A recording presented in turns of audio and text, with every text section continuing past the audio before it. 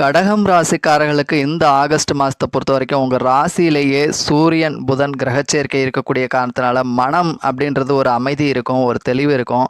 So நீங்கள் எடுக்கக்கூடிய எந்த ஒரு முயற்சிகள்லையும் செயல்கள்லையும் ஒரு நிதானம் பொறுமை இருக்கும், அதில் ஒரு புத்திசாலித்தனம் ஒளிஞ்சிருக்கும் அப்படின்னு சொல்லலாம். உங்கள் ராசியில் சூரியன் புதன் கிரகச்சேர்க்கை இருக்கக்கூடிய காரணத்தினாலும் சரி, உங்கள் ராசிக்கு 3ஆம் இடத்துல 10ஆம் இடத்து அதிபதியான செவ்வாய் இருக்கக்கூடிய காரணத்தினாலும் சரி, நிர்வாகம் அதிகாரம் சார்ந்த துறைகளில் பணிபுரிகிறவங்களுக்கும் சரி, மார்க்கெட்டிங் ஃபீல்டில் பணிபுரிகிறவங்க, தகவல் தொடர்பு சார்ந்த துறைகளில் பணிபுரிகிறவங்க, வாடிக்கையாளர்களோட நேரடியாக தொடர்பு உள்ள துறைகளில் பணிபுரிகிறவங்களுக்கு இந்த மாதம் உங்களுடைய தொழில் அப்படின்றது ரொம்பவே சிறப்பாக இருக்குது அப்படின்னு சொல்லலாம்.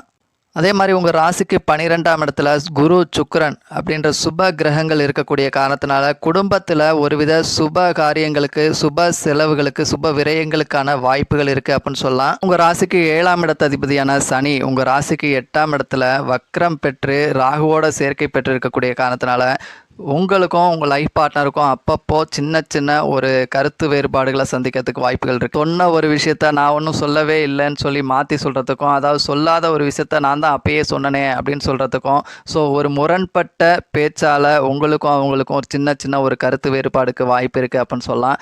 இருந்தாலும் உங்கள் ராசிக்கு விரயஸ்தானத்தில் சுப கிரகங்கள் இருக்கக்கூடிய காரணத்தினால அவங்களுடைய ஆசைகளையும் தேவைகளையும் பூர்த்தி செஞ்சு சரி கட்டி வைப்பீங்க அப்படின்னே சொல்லலாம். ஸோ மேலும் விவரங்களுக்கு ஆஸ்ட்ரோ ஆதிரன் சேனலை சப்ஸ்கிரைப் பண்ணுங்கள், லைக் பண்ணுங்கள் நண்பர்களே.